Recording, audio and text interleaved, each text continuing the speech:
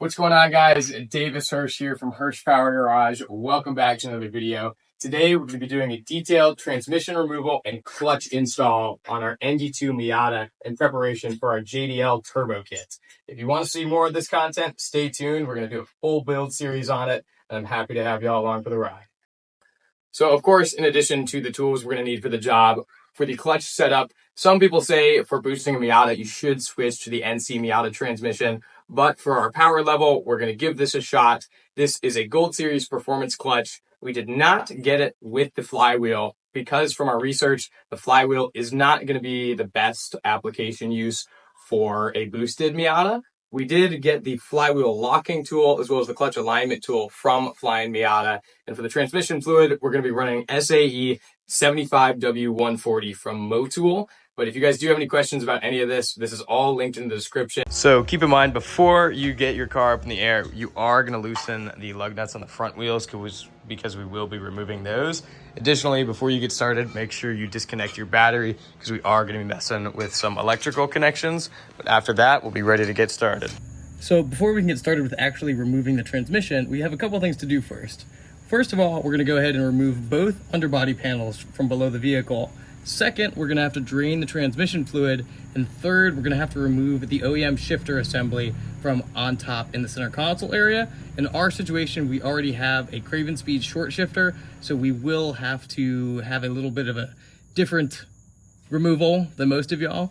But first of all, I'm going to go ahead and get these panels removed, and then I will show y'all how to drain the transmission fluid next.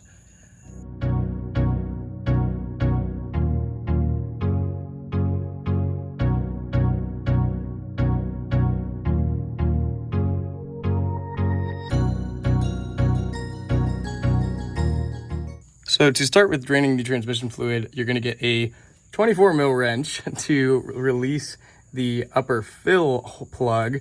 Unfortunately, we realized we did not have a 24 mil while starting this, so we jammed a washer in there and made the 25 work. I believe it's a 24 mil, could be a 23, but I'm betting 24. And of course, you do this first because if you drain your fluid with the drain plug and then can't open the fill plug, then you're going to be SOL. And so we're going to get this opened up so that we can allow air to seep in. Drop the washer. This shouldn't be too tight anyways. And then we're going to go ahead and start to drain the transmission fluid.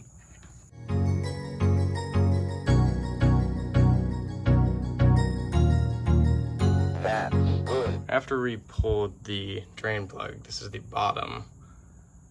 There was not a ton of gunk on there. And our trans fluid is not very glittery.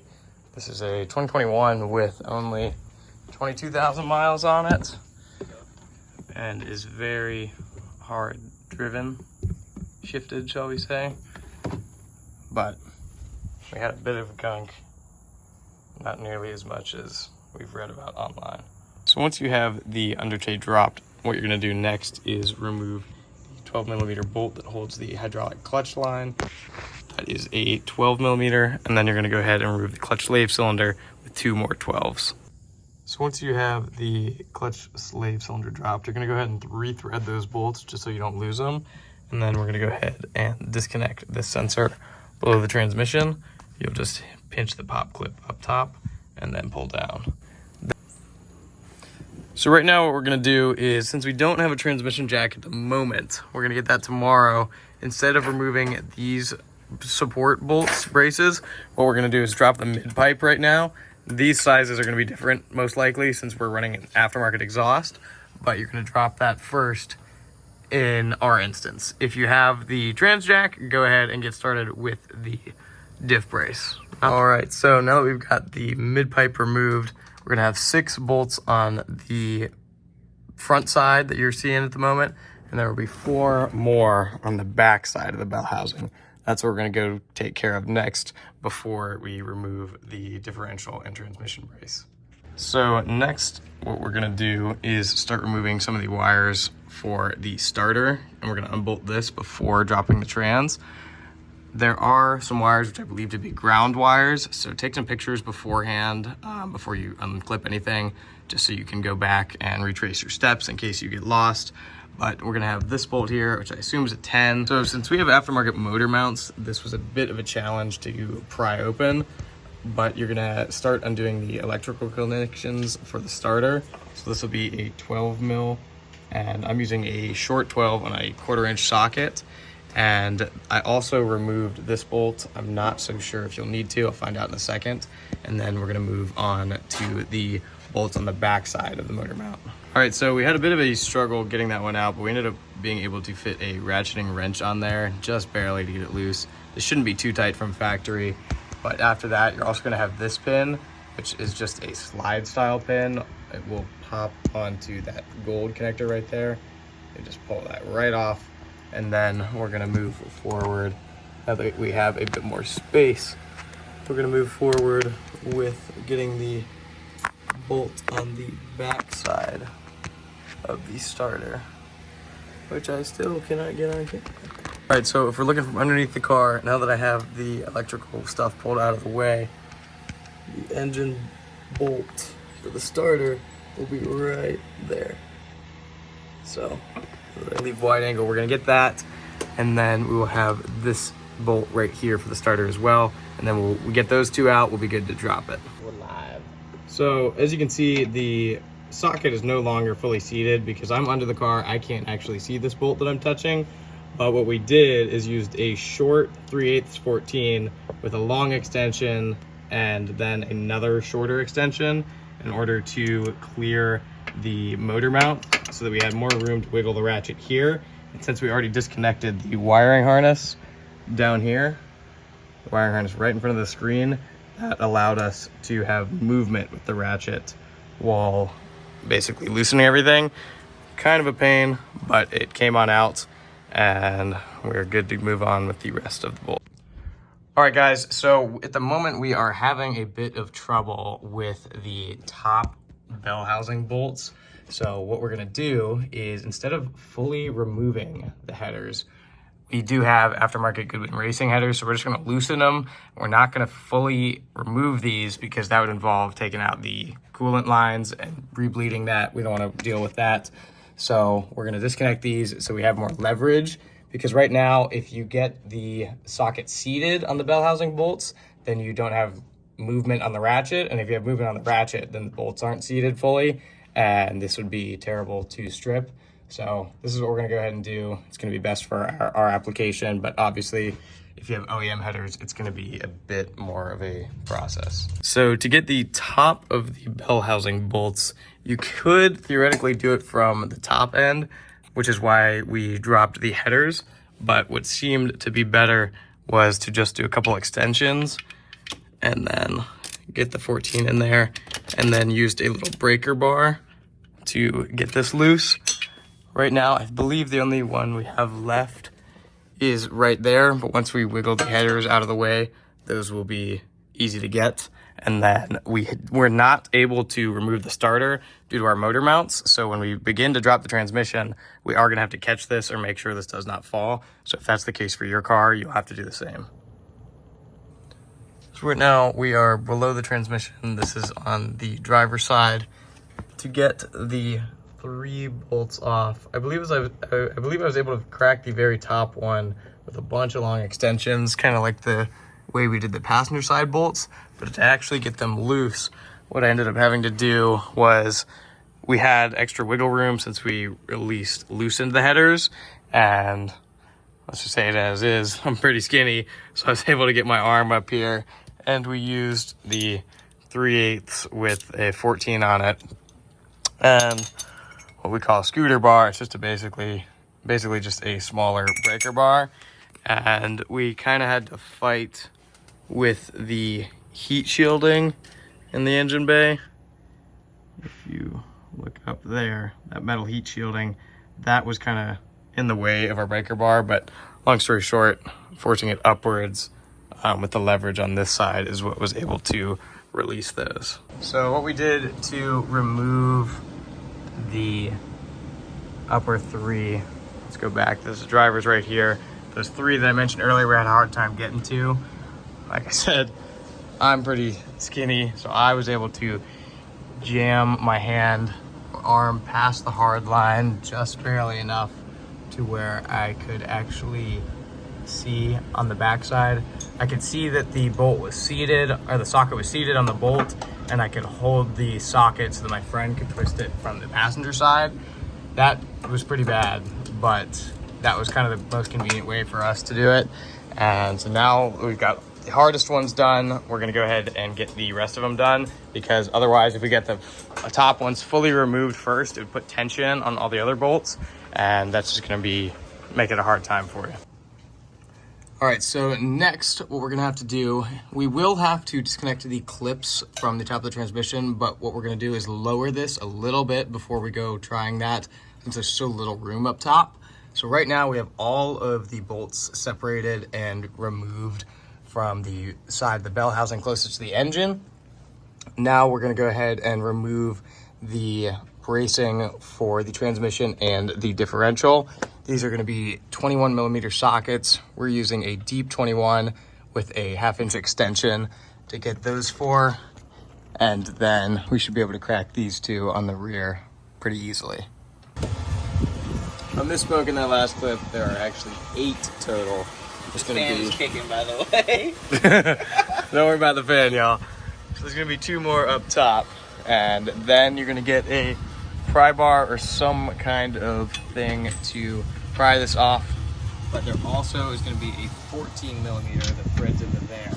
So we need to remove that as well. So I'm gonna interrupt here because this is how it should come out. This clip is taken from Jonathan Jovenel.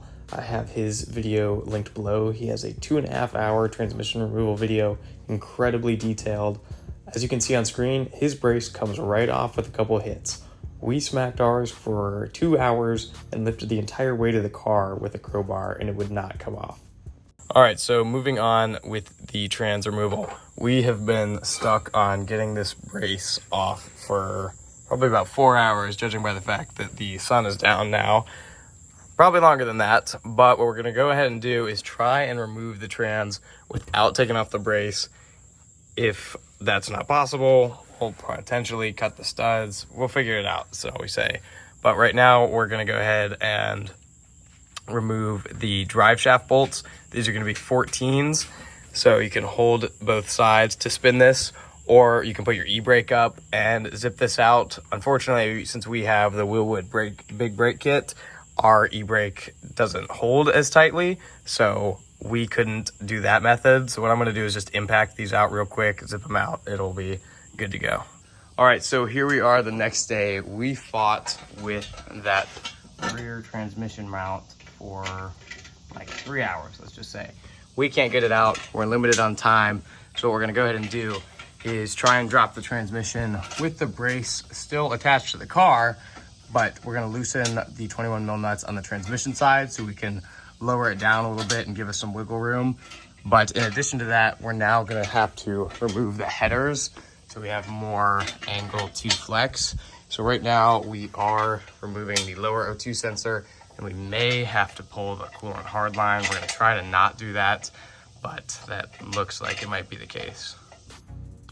Unfortunately, since I was underneath the car at this time recording with my phone, I wasn't able to get a video of my own of how to disassemble the OEM center console. So on screen right now is a clip from Spinny Whoosh. I have it fast forwarded, obviously. 1, because it's not that hard to disassemble, and 2, because I don't want to just blatantly steal this guy's video, although I did get his permission. And so I wanted to say thank you again to him, and I have links to his video in the description of how to install the Craven Speed short shifter.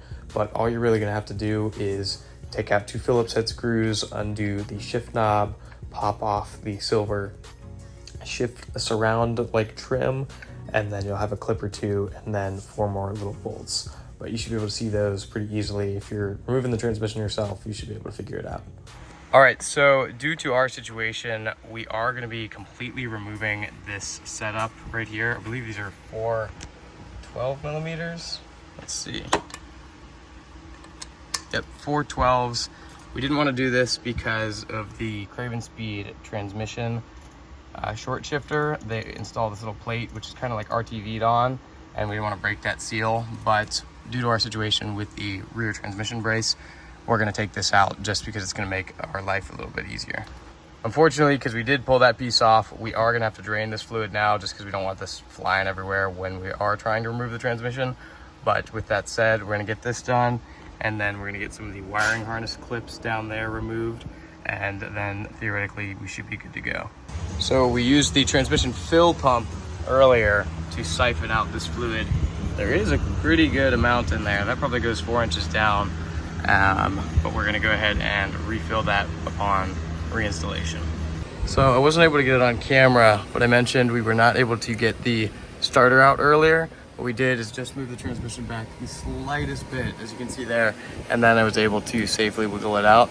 So we're gonna set this aside and then continue on with the transmission drop. What we're gonna do first is slightly, just barely lower the transmission. We don't wanna do it too much and potentially mess up the input shaft, but we are gonna have to drop it a little bit so that we can reach the top of the trans to continue disconnecting the electrical connectors. All right, guys, so we just got the transmission out. So thanks for watching. Good luck with the rest. Just kidding. Here we go, next up. So here we are now. In a previous clip, I showed you guys that we basically didn't want to remove the headers completely because then we have to pull the hard line, re-bleed. We don't want to do that. So what we did is kind of tightened it up here to make it just taut so we could get it out of the way and get underneath the car. But now where we're at, we were thinking we could potentially pull the trans without doing the rotation assembly specified by Flaw Miata. But the issue is that when you try and back it out right now, the kind of bulge right here hits the frame of the car, body of the car. So you do have to rotate this. It looks like it would only be about 45 to 90 degrees. And what we're gonna do now is essentially cut those zip ties, reposition the headers back on the header studs, just that this is out of the way for us to freely rotate the bell housing. So here we are now. We have one stud on the header studs, and we have the header flange zip tied with 2 long zip ties to the underbody brace, not the lower control arm. That's keeping it out of the way of the bell housing, so we'll be free to rotate that without fighting the header. Obviously, this would be easier to just remove all that, but didn't work best for our application. So if you've watched any other Miata transmission removals, or if you're doing this yourself, you'll see and realize how little space there is in here. This transmission is supposed to rotate about 45 degrees due to this piece hitting the frame right there. We are just having a hard time with that. So what we're gonna go ahead and do is, as you see here, the gap between the bell housing and this piece is about 2 inches, but up top, it's probably 3 inches or 4. I mean, as you can tell, it's much larger. So our solution is we're gonna jack the front of the oil pan to tilt the front of the engine upwards, kind of like it's doing a wheelie, to thus make the gap on both ends the same, theoretically then allowing us to pull out the transmission.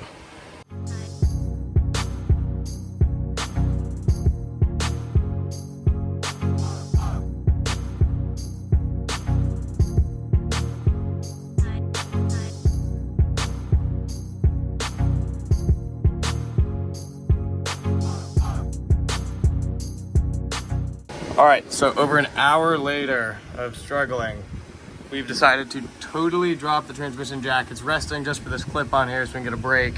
But this is the main issue, is you're fighting the metal of the chassis versus the bell housing.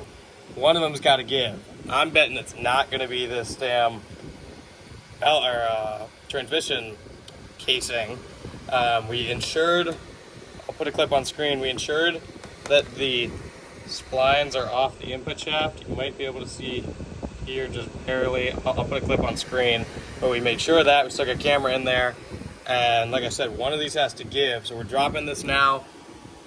This one has the most clearance we've had so far on this side, but this is getting even tighter than before, but I'm more confident in our ability to get it out if we have this side free than if that side is stuck, if that makes sense. All right, so immediately following that clip, like I said, something had to give. This obviously is a little bent. Is this perfect? No.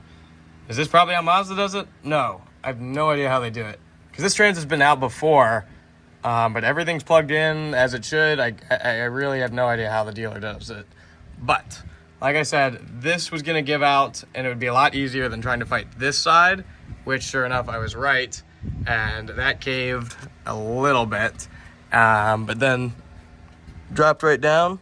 So we're going to get this out, get the clutch in, and I will have a follow-up video on the clutch install and the reinstallation for the transmission setup. Thanks for watching, guys. If you do want to see more Miata content, as I mentioned at the start, we are doing a full turbo kit series on this car, so feel free to stay tuned for that if you do want to keep up with our content. Additionally, I am currently doing a full gutted restoration on this 1990 NA6 Miata with only 40,000 miles. So if you do want to see that content, I've got those playlists linked in the description below. Additionally, my channel is not yet monetized, so if you do want to support me, feel free to do so. I have links to my Cash App, PayPal, and Venmo as well. But once again, thanks for watching, guys. I appreciate all the support lately, and if you do have any questions, feel free to leave those in the comments as I reply to all of them. All right, see you guys.